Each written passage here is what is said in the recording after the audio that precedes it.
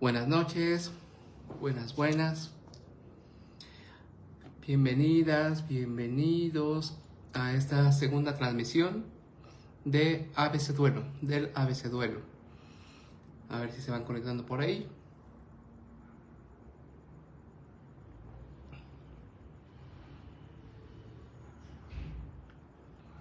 Hola Rosy, bienvenida. Avíseme si se escucha bien, si se ve bien. Bienvenidas, bienvenidos a esta segunda transmisión de ABC Duelo, del ABC Duelo, en esta ocasión con la letra B. Hola querido Charlie, bienvenido también. Charles, Celia Nieto también, bienvenida. Como algunos de ustedes saben, estas transmisiones de ABC Duelo, que he titulado ABC Duelo, tienen la intención de encontrarnos por acá cada 15 días para conversar sobre distintas palabras que nos hablan sobre pérdidas, duelos, separaciones, ausencias, tanatología en general. Gracias Rosy por comentarme que se escucha bien. Charles, bienvenido, muchas gracias. También gracias por comentarme. Y pues bueno, en esta ocasión, como les comentaba, es la segunda transmisión que realizo, en esta ocasión con la letra B. El día lunes compartí ahí el cartel y estuvieron comentando algunas palabras que les interesaba que compartiéramos, que conversáramos acerca de palabras que inician con B, acerca de la tanatología, del duelo, de las separaciones, de las pérdidas. Patti, bienvenida, muchas gracias por estar acá. Sam, bienvenida también para ti. Colibrí, muchas gracias, buenas noches. Bien, vamos comenzando y aprovechando el tiempo. Tengo acá mi lista de palabras, entre ellas una que es interesante lo frecuente que resultó. Sobre todo hay dos palabras como muy frecuentes que aparecieron. Tengo una lista larga, pero comenzaré con una de ellas, que es la palabra belleza, ¿no? Que ahí me ponían como el tema de la belleza en su dimensión estética, su dimensión sensible, y da para pensar como qué de bello tiene el duelo, ¿no? A veces lo digo como muy a menudo, como el hecho de que cuando buscamos duelo en Google o en ciertos buscadores, ¿no? Es como muy frecuente que aparezcan imágenes muy específicas acerca de el duelo como sinónimo de tristeza. Hay una persona como llorando en un rincón, blanco y negro, etcétera, etcétera, ¿no? Lo cual da a preguntarnos, ¿qué puede haber de belleza en el duelo, ¿no? Es una pregunta que me parece interesante e importante que conversemos. Hola Mari Carmen, bienvenida. Tere, bienvenida, muchas gracias. Neva, bienvenida, muchas gracias. A mí me parece que hay una dimensión estética en el duelo. Hay algo de belleza en la experiencia de duelo que tiene que ver con que los vínculos de donde nacen los duelos son vínculos, decíamos en otro momento, son vínculos que tienen que ver con vínculos afectivos, vínculos amorosos. Recién estoy como compartiendo ahí un cartel para un taller que en el próximo mes estaré trabajando, que lleva por título En todos los duelos hay historias de amor, ¿no? Y es que hay una belleza ahí en el duelo, hay una estética también que tiene que ver con la sensibilidad, con la ausencia, con la nostalgia, con el extrañar, ¿no? Y creo que es importante tenerlo presente, como con las ganas de preguntarnos como qué tanto estamos dispuestos, qué tanto estamos disponibles para poder comprender y sostener la belleza del duelo. No en aras de un asunto ahí como sádico de tienes que sufrir, tienes que llorar, etcétera, etcétera, sino que también hay un asunto como bien sensible ahí, que requiere su escucha, que requiere su acompañamiento, que requiere ser sostenido.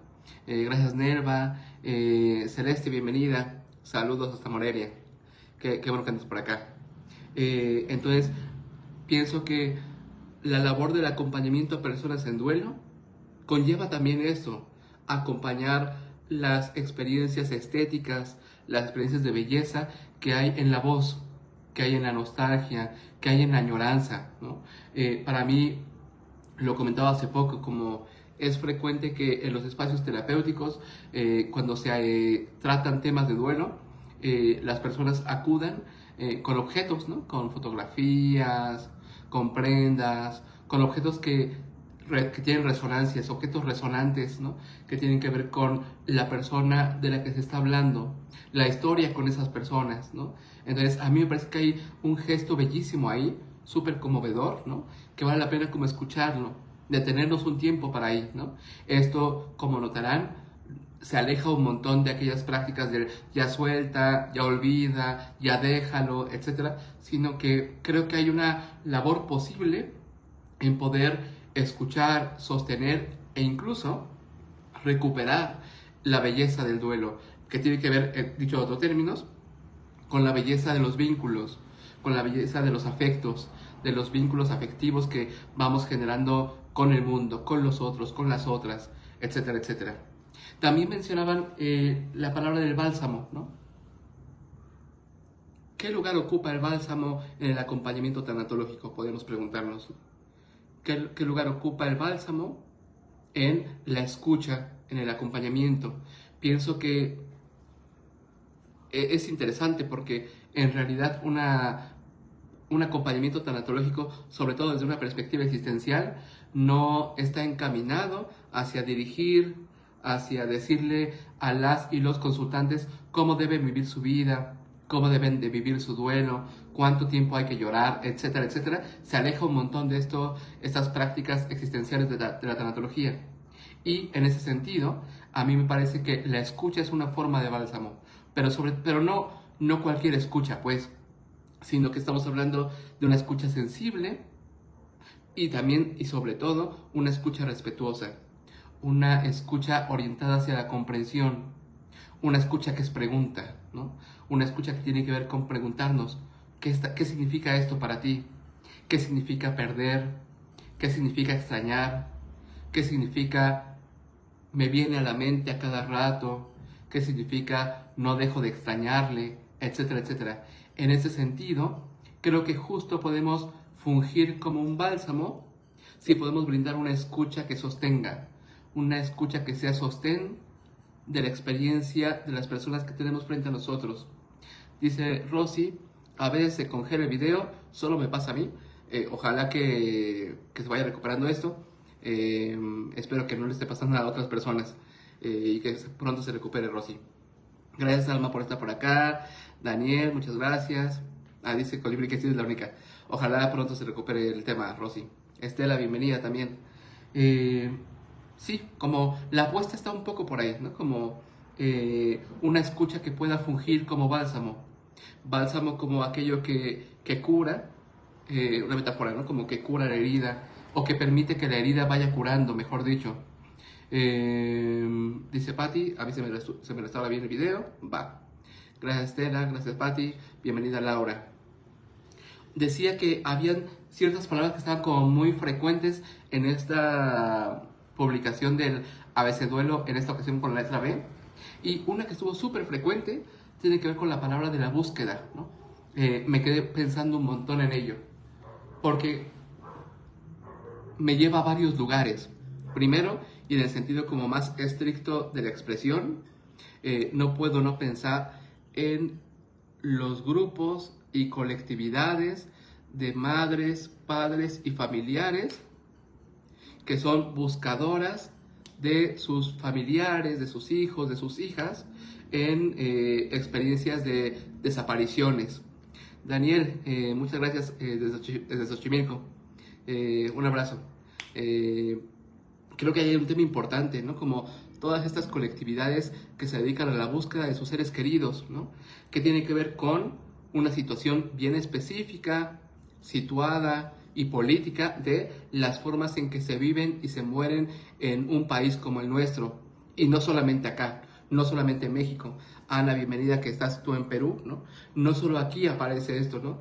Pero que tiene que ver con la experiencia de la búsqueda como una forma de respuesta ante el duelo, ¿saben? Que creo que hay un posicionamiento político, un posicionamiento de buscar y la importancia de hallar a nuestros seres queridos.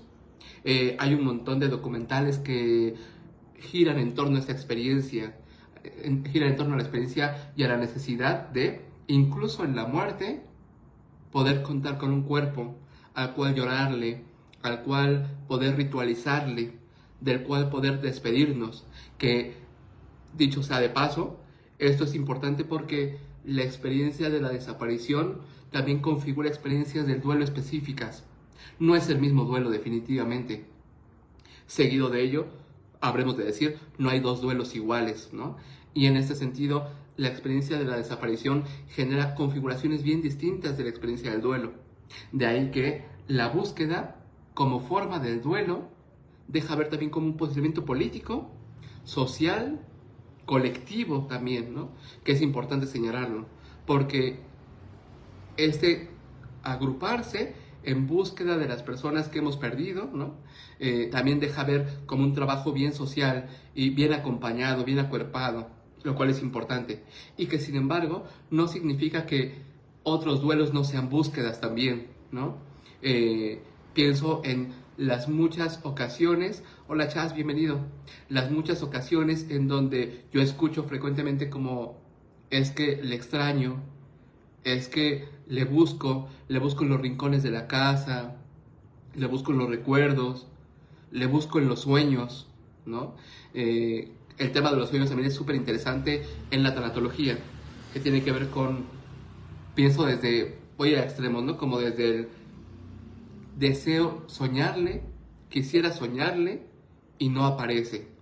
O por otro lado, él aparece acá y no sé cómo interpretar ese sueño, no sé qué hacer con ese sueño. Lo frecuente que resulta también como en el momento del sueño, en el momento de querer abrazarle, de acercarme, de estar con esa persona y se acaba el sueño. Hay ahí una búsqueda, hay ahí una búsqueda también en la nostalgia,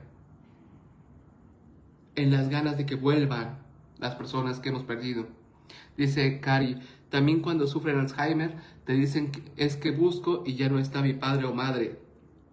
Otra cosa súper interesante, ¿no? Que tiene que ver con, ahí está, pero no está del todo. No está el mismo papá, no es la misma mamá. Y sin embargo, como esa búsqueda de intentar hallar en él, en ella, esos rastros, esas huellas de quién fue, de quién era. Dice Alma, también el buscar soluciones rápidas para salir del dolor. Medicamentos, religión, lugares, relaciones. Qué interesante que lo pongas, Alma. Ajá, ¿no? También podemos como pensar desde ahí como la búsqueda de un tanatólogo, de una tanatóloga, pero no cualquier tanatólogo o tanatóloga, sino que un tanatólogo o tanatóloga que me dé la respuesta directa, que me diga cuáles son los pasos para dejar de dolerme, para dejar de sentir dolor, ¿no? Seguido de ello, punto y seguido, la búsqueda por estar mejor, ¿no?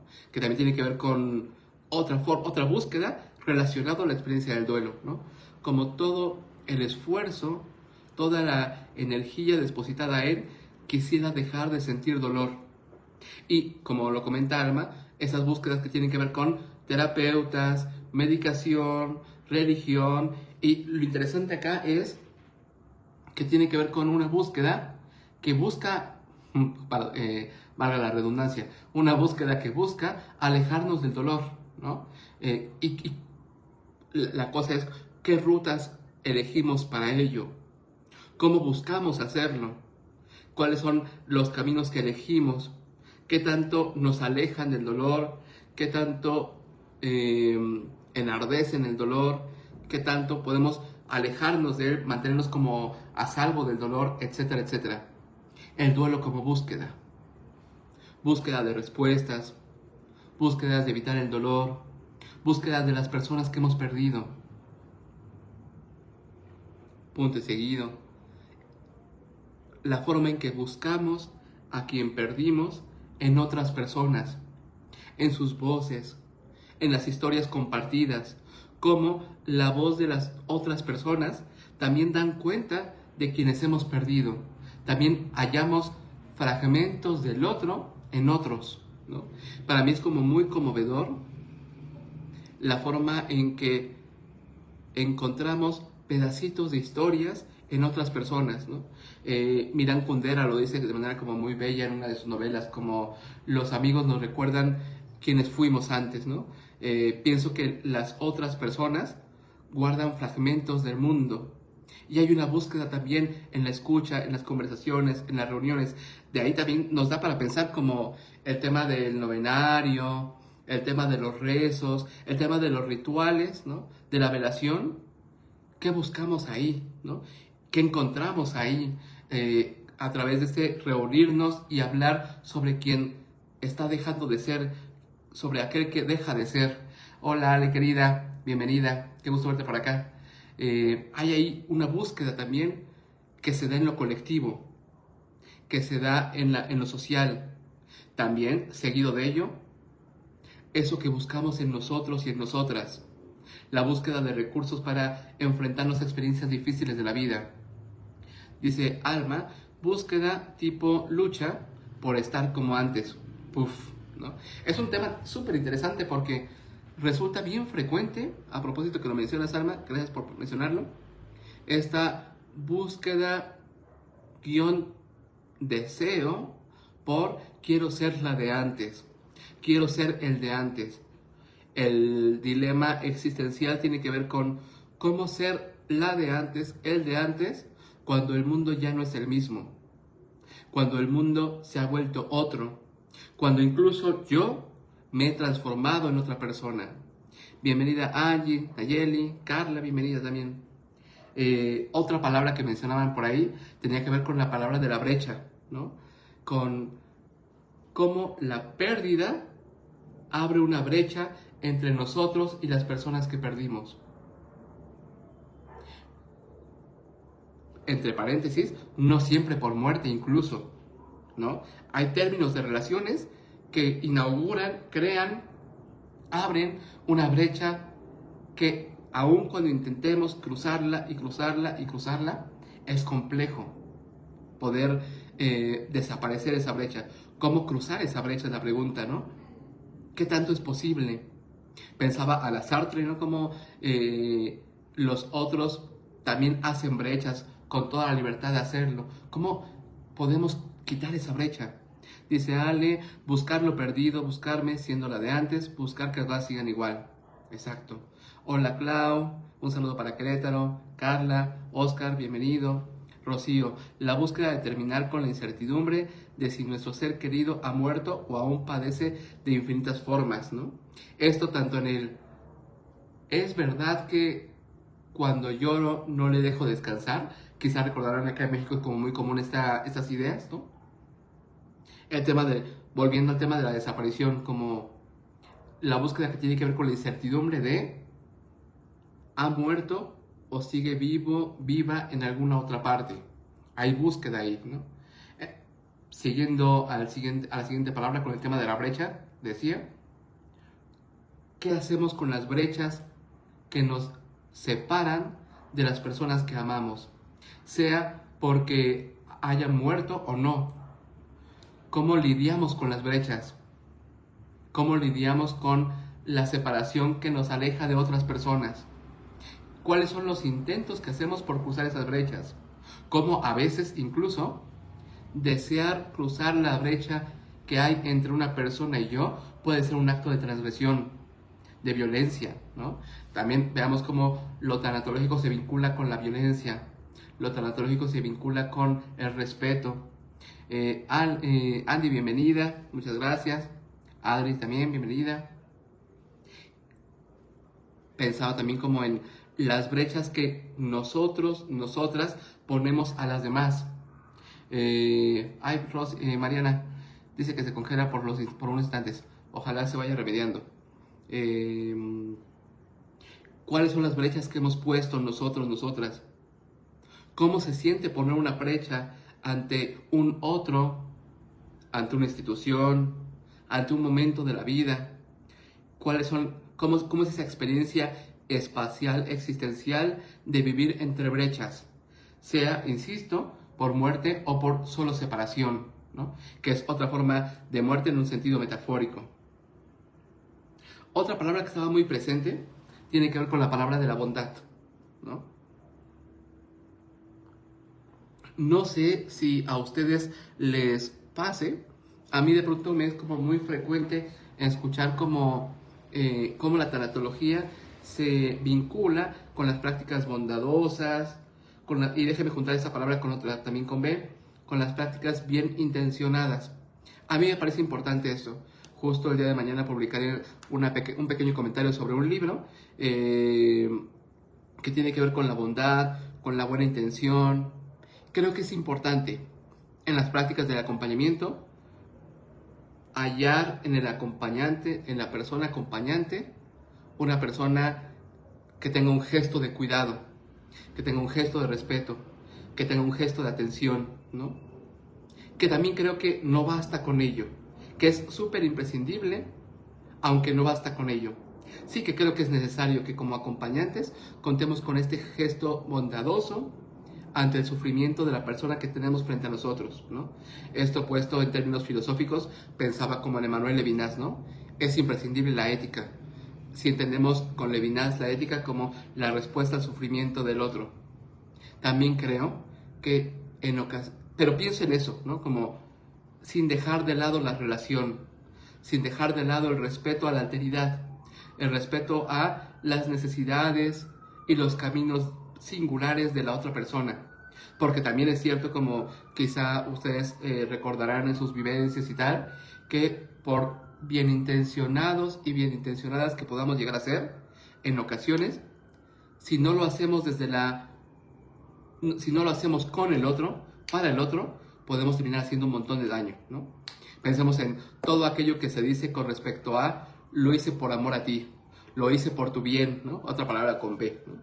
¿Cuántas cosas que hacemos por el bien de otro terminan transgrediéndole, terminan silenciándole, terminan violentándole, terminan agrediéndole, ¿no? Entonces, no por bien intencionado que sea un acto, significa que responda a las necesidades y al sufrimiento de la persona que tenemos frente a nosotros. Para eso necesitamos escuchar. Para eso necesitamos preguntar. Preguntar es una forma de cuidar, ¿no? Alma, dices, me hace pensar en la brecha contigo mismo, también. En la no aceptación de la realidad, una brecha con la realidad. Pones ahí la palabra compatía. Palabra que tú sabes, Alma, lo mucho que me encanta, ¿no? Pero la dejaré para el siguiente live cuando hablemos de la C, ¿no? Y cómo, en nuestro gesto bien intencionado, si no lo hacemos escuchando al otro, si no lo hacemos escuchando a la persona que tenemos frente a nosotros, podemos terminar siendo crueles, podemos devenir crueles, ¿no? Es ahí como los gestos, la importancia de la ética en la tanatología. La ética, retomo, a la luz de Levinas, una ética que tiene que ver con la respuesta al sufrimiento del otro. Otra palabra con B, que fueron como mencionando un montón, tiene que ver con el bienestar, ¿no? ¿Qué podemos pensar con respecto al bienestar en el duelo? ¿Qué es el bienestar durante el duelo? ¿No? ¿Cómo pensamos dicho bienestar? Porque si pensamos por bienestar en el duelo, durante el duelo, a lo largo del duelo, como sinónimo de un dejar en absoluto de doler, un olvidar, un superar, entre comillas, como lo suelo decir, un no dolerme, ¿no? Creo que puede estar muy lejos, por lo menos, de la experiencia que escucho con las personas a las que acompaño día tras día durante años, ¿no? Pienso que el bienestar alcanzable en las experiencias de duelo tiene que ver con un bienestar que se vincula con la comprensión de nuestra experiencia, ¿no? Hay un bienestar en lograr, junto con otro, poder comprender lo que estoy pasando, lo que estoy viviendo. Hay un bienestar en el poder ser respetado, respetada en mi dolor, a pesar de mi dolor. Hay un bienestar en poder contar con las posibilidades para ir acomodando esa experiencia. Sí que hay esos bienestares, por decirlo así. Entonces es importante como replantearnos este bienestar, las dimensiones del bienestar en el duelo. Porque si lo pensamos a la luz de bienestar significa que desaparezca este dolor, no siempre es fácil, no siempre es alcanzable, no siempre es posible. En cambio, si pensamos el bienestar como una forma de eso que brindamos a partir de una manera de relacionarnos, un bienestar emocional que pones aquí, Colibrí, creo que nos pone en un lugar distinto. Bienestar emocional que no significa no sentir dolor, ¿no? Porque, lo cual es interesante, porque también nos habla de lógicas morales con respecto a nuestras emociones, ¿no? Hemos escuchado un montón como emociones positivas, emociones negativas, ¿no? Como esta moralidad de lo emocional, ¿no? El bienestar, dice Tere. Hay toda una rama ahí como de investigaciones y de propuestas al respecto. Replanteémonos esto, como no confundamos bienestar bajo estas lógicas de emociones positivas, emociones negativas. Porque notemos lo que generamos con ello, que tiene que ver con, pareciera que la tristeza, el sufrimiento, la nostalgia, la añoranza, etc., quedan del otro bando, en el lado de lo negativo, y por lo tanto tendería a estar como inadecuado sentir eso. Hay una prohibición y un rechazo a la tristeza, por ejemplo. Y a propósito de ello lo voy a anotar, no lo había pensado. Haré algunas recomendaciones bibliográficas hoy al final de algunos autores y algunas autoras que en donde su nombre tenga alguna vez, ¿no? Entre ellos, ahorita recordé a Byung-Chul Han, ¿no? Byung-Chul Han tiene un texto sobre el dolor, ¿no? Y sobre esta sociedad que vamos co-creando, en donde se rechaza el dolor como una especie de expulsión de lo distinto, a la luz, como en esa misma lógica de la expulsión de lo distinto, de igual modo, esta expulsión del dolor, que puesto de manera concreta, termina expulsando a los dolientes, expulsando a las personas dolientes. Quizá en ese sentido, la tanatología justamente podría operar como una forma de relación en donde el dolor sea bienvenido, otra palabra con B, en donde el dolor sea bienvenido y no expulsado, y no estigmatizado, y no rechazado. Pegadito a eso, ¿no? Lo ponían como la palabra bajoneado, ¿no? Como dar chance al bajoneo, ¿no? Y no solo eso, no solo como un permiso social de estar bajoneado, bajoneada está bien, sino hallar, por decirlo así, como en el bajoneo, una forma de estar en el mundo, ¿no? Que tiene que ver con una crítica también respecto a esta japicracia que señala Eva Illouz, esta socióloga española, ¿no? El bajoneo también es una forma de estar en el mundo, una forma de estar en el mundo que es posible escuchar, que es posible explorar, que es posible sostener y analizar, porque también desde el bajoneo el mundo se mira distinto, el mundo es otro. A través del bajoneo nos miramos distintos también. Nuestro cuerpo se vive distinto. Nuestras relaciones con los otros y las otras se viven distintas, ¿no? Eso es importante porque, vuelvo a insistir en ello, es un tema que suelo señalar a menudo.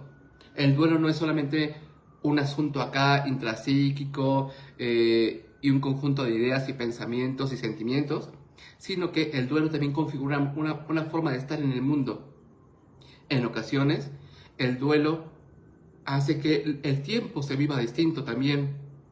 Se vuelve a veces más lento, más eterno, a veces las relaciones con menos placer, con menos interés, con menos afectividad. A veces el pasar de la vida carece del color que tenía antes. El bajoneo configura la forma en que estamos en el mundo y la percepción del mundo. De ahí que requiera ser escuchado, comprendido, explorado, para también ser respondido a él, para poder responder al bajoneo. ¿Cómo lidiar, cómo vivir en mis momentos de bajoneo? Es una pregunta que me parece importante en aras de no replicar el imperativo categórico de tenemos que ser felices siempre bajo cualquier circunstancia. Eso me parece importante. Otra palabra que me parece bien chula que le haya mencionado en los comentarios de la publicación acerca de esta transmisión tiene que ver con la palabra de batalla. Hace no mucho impartí una conferencia sobre duelo, ¿no? Y mencionaba que hay distintas etimologías respecto a la experiencia respecto a la palabra duelo. Dices, alma bajoneo cuando estás down, ¿verdad? Sí, a eso me refiero ahora. Ese bajoneo cuando estás en mood sad, ¿no? Tristón, chato, ¿no?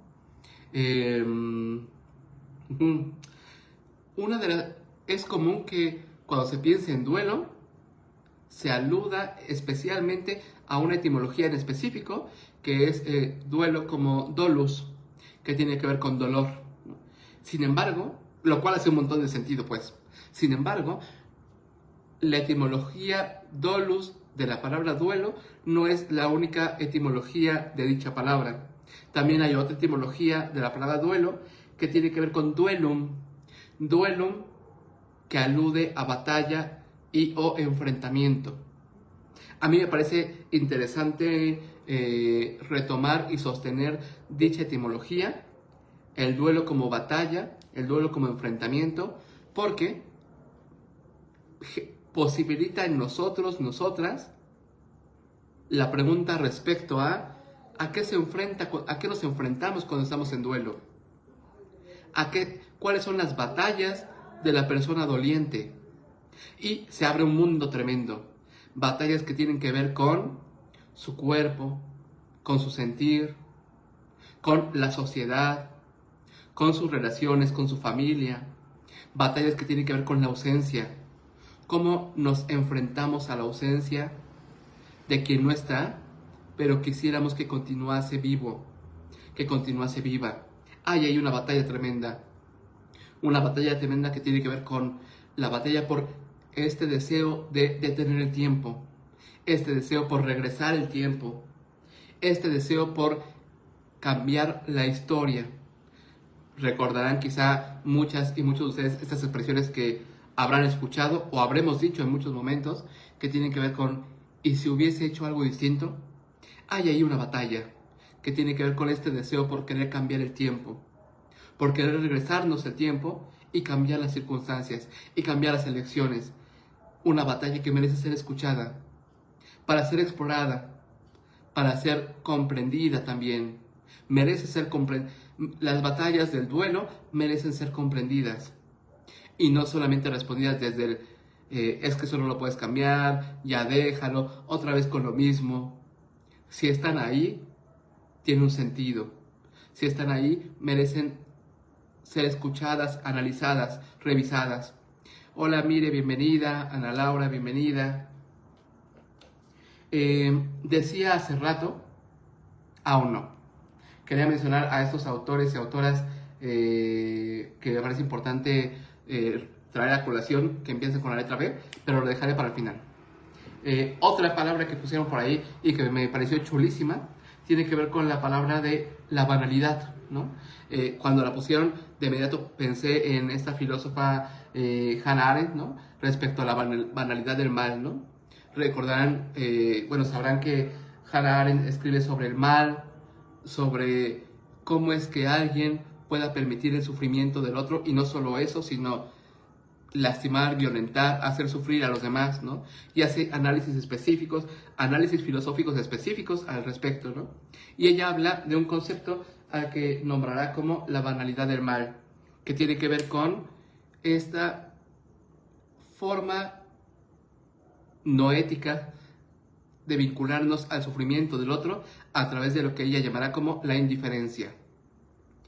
Para Hannah Arendt, la indiferencia posibilita la banalidad del mal. Recordemos estas expresiones de yo solo hice mi trabajo, yo solo cumplo con mi trabajo, que tienen que ver con no solamente en esos campos de concentración y demás, sino también con eso que pasa en las calles en las que vivimos, por las calles por las cuales transitamos, en donde podemos ver personas siendo violentadas, personas que necesitan apoyo, ayuda, auxilio, y pasamos como si nos resultaran invisibles, pasamos como si no existieran, pasamos con una forma de mirar en donde no existe su dolor, su voz, su condición humana, e incluso no humana, que tiene que ver con esa forma en que nos vinculamos también con los otros animales, además del animal humano.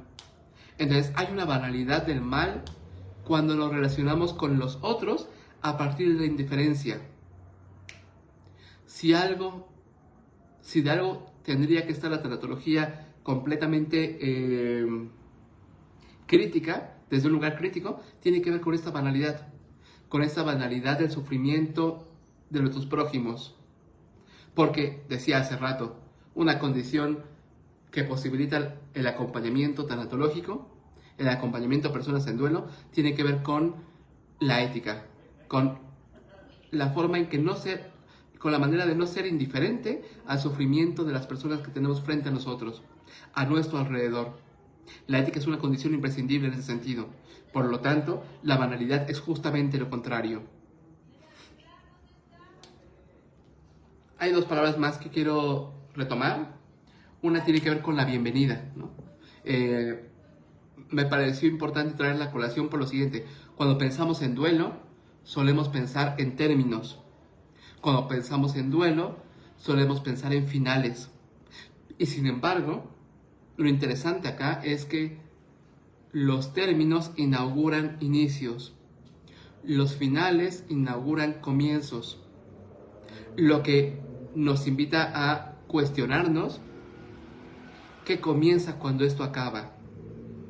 Cómo darle la bienvenida al porvenir después de un término tan fuerte, tan doloroso. Ahí hay un tema tremendo, porque si algo pasa, me lo parece, en experiencias de duelo, tiene que ver con lo complejo que resulta darle la bienvenida a la vida, darle la bienvenida a la realidad, darle la bienvenida a este presente nuevo, del cual estamos tan en desacuerdo, del cual estamos tan dolidos, dolidas, etcétera, etcétera. Dice Mari Carmen, la bienvenida a una nueva vida. Sí, lo cual es súper complejo, pero a veces necesario para poder volver a habitar el mundo, para poder continuar habitando el mundo, mejor dicho. Sin embargo, esta bienvenida no siempre es grata. Esta bienvenida a veces es como muy forzado el movimiento. Esta bienvenida es difícil también. Nos requiere, nos exige un montón de paciencia. Un montón de paciencia para comprender el duelo como un parteaguas, como algo que divide nuestra historia, y con eso iré a la siguiente palabra, nuestra historia entre un antes y un después.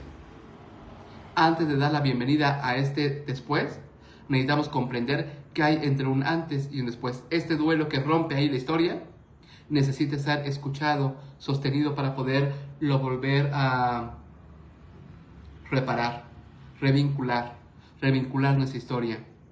Con ello iré a la última palabra que quiero mencionar y luego a algunos autores y algunas autoras al respecto.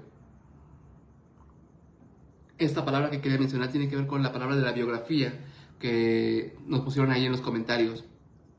¿Qué importancia tiene la biografía en las experiencias de duelo? Esto me parece importante traerlo a colación aquí en esta transmisión, con las ganas de poder también notar una dimensión más de la experiencia de duelo que tiene que ver con la narrativa de nuestras vidas. Los duelos también forman y configuran la manera en que relatamos nuestras vidas. Lo complejo, alguna de las complejidades del duelo tiene que ver con cómo narrar mi historia de vida a partir de esto. Cómo he de narrar mi vida, cómo he de narrar la realidad, cómo he de narrar el mundo a partir de una situación como esta. Eso es interesante porque en ocasiones se vuelve frecuente el momento en el acompañamiento del duelo en donde surgen preguntas como no sé si nombrarlo como era o como es, o cómo nombrar esta transición entre lo que era pero dejó de ser, el dolor que implica nombrarlo como pasado, ¿no? Yo recuerdo mucho algunos procesos terapéuticos de acompañamiento en duelo, ¿no? En donde es como, aquí por primera vez pude hablar de él en pasado. Eso me parece como, además de conmovedor, bien potente terapéuticamente hablando. Poder hallar un lugar, me refiero al mundo terapéutico, en donde sea posible intentar volver a narrar nuestra vida, nuestra biografía, a partir de una experiencia como lo es la pérdida, como lo es las separaciones, como lo son los términos, como lo es la muerte, lo cual requiere paciencia para intentar narrar desde ahí, narrar como tejer nuestra historia. A propósito de ello, y con ello quiero pasar ya a las y los autores que quiero recomendar, recomendar el día de hoy. Byung-Chul Han, que ya lo mencioné hace rato, él utiliza una palabra análoga a biografía, que es tanatografía, ¿no? La tanatografía como esas maneras de escribir y de narrar a partir de la muerte.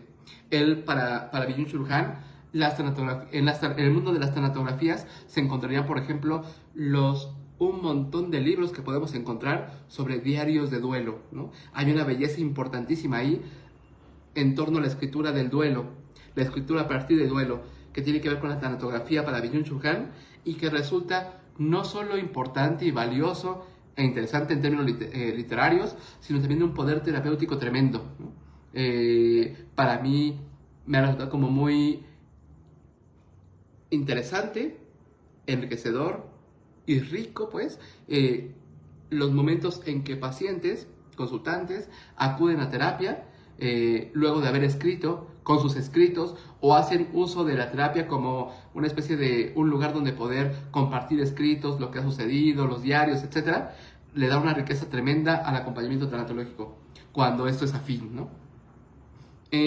Mencionaba hace un momento que habían algunos autores y autoras que quería recomendar que comienzan sus nombres, sus apellidos con letra B y que me parecen importantes por sus contribuciones a los estudios del duelo, de la tanatología, de la terapia del duelo, etcétera, etcétera, de la muerte y demás.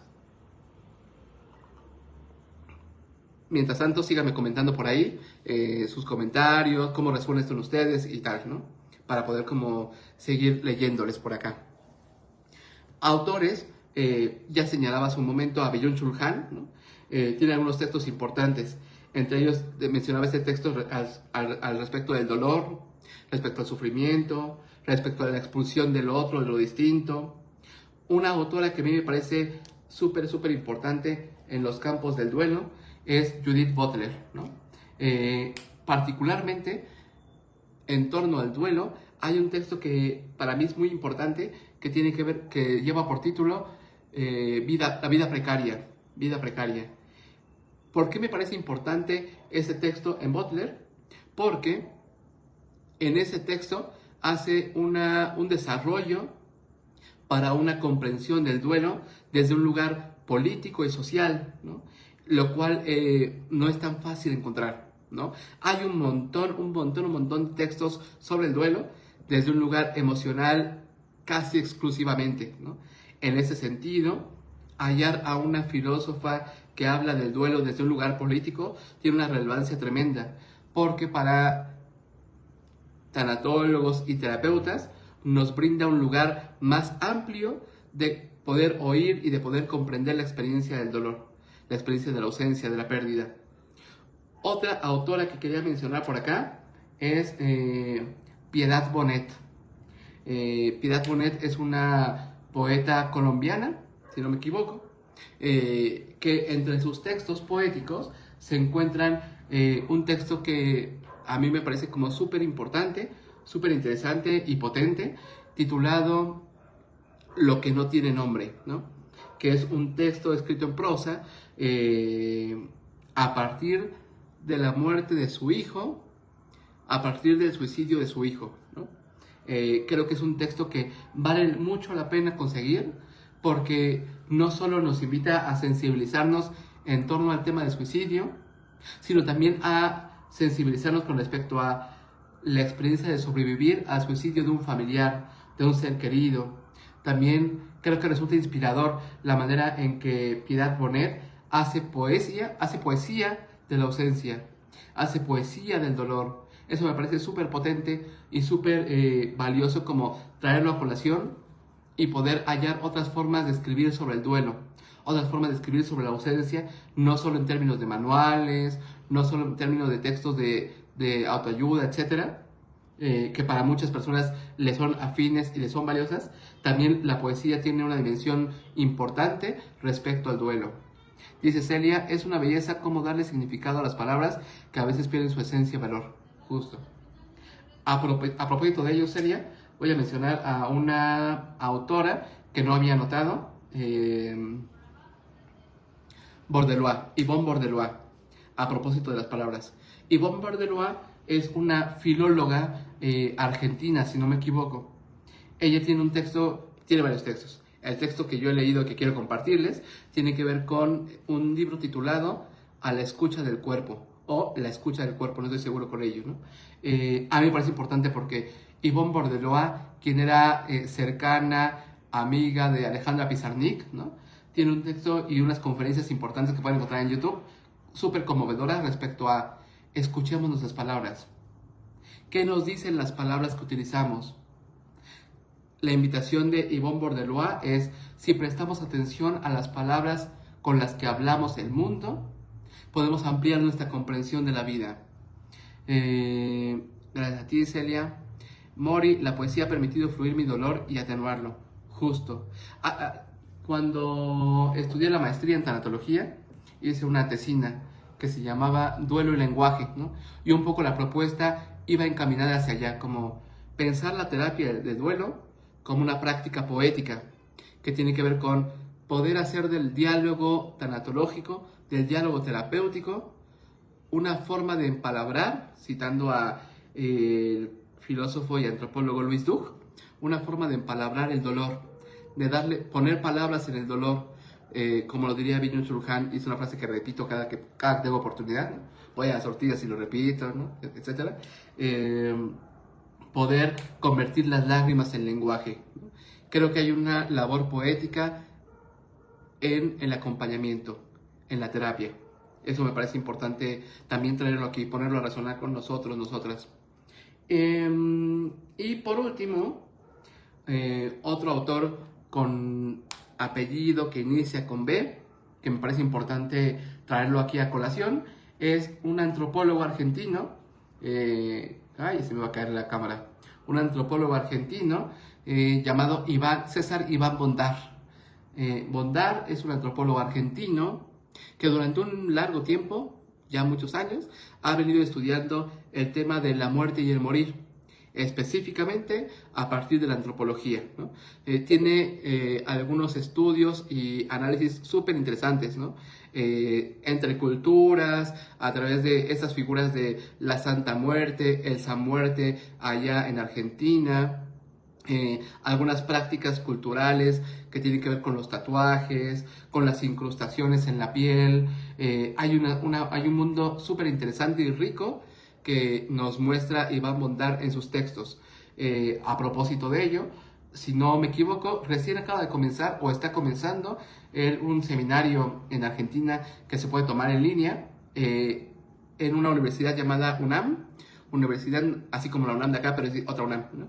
Universidad Nacional Autónoma de Misiones, en Misiones, Argentina, y el seminario se llama Antropología de la Muerte y el Morir.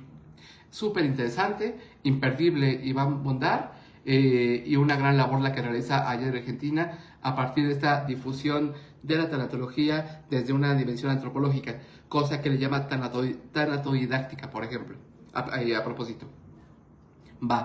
Pues estamos acercándonos al final de esta segunda transmisión del ABC Duelo. Veo a 33 personas en vivo. Les agradezco un montón estar por acá. Compárteme, aprovechemos unos 5 minutitos más para que me compartan cómo escucharon esto, a dónde les llevó. De paso yo agradecerles también como todas las palabras que fueron compartiendo, tanto aquí mismo como también en la publicación del lunes acerca de este Facebook Live.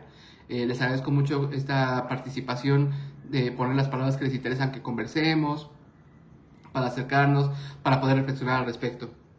Compárteme cómo están, cómo les pareció las palabras que fuimos retomando, si surgieron otras en ustedes. Por mi parte, pues yo agradecerles un montón que un jueves por la noche dediquen una hora para estar acá conectados, ¿no? En vez de estar ahí como tomándose un cafecito, viendo una serie de Netflix, están por acá, se los agradezco un montón. Por mi parte, gracias Mori, Celia, Marco Polo. Son las personas que alcanzo a ver aquí. No quiero moverle con el dedo porque capaz que se me cae el teatrito y mejor no. Mejor nos lo evitamos. Por aquí solamente leo a ustedes, ¿no? Les agradezco un montón. También les agradezco mucho que... Ay, creo que me fui durante unos segunditos. Ustedes disculpen esto de Total Play. Bienvenida Paola, bienvenida ya casi al término.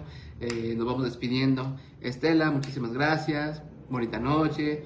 Rocío, muchísimas gracias. Te mando un abrazote. Mónica, muchas gracias. Ana, muchas gracias. Te mando un abrazote hasta Perú.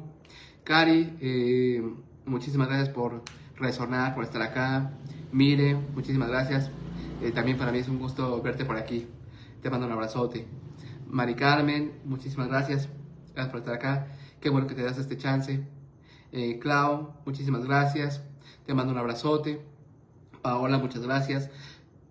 Voy a aprovechar estos minutitos, 3 minutitos para comerciales. Muchas gracias, Tere. ¿Qué es lo que viene en lo inmediato, en la inmediatez? Viene un taller que les comentaba al inicio, que se llama En todos los duelos hay historias de amor. Será un taller que daré a finales de mayo, principios de junio.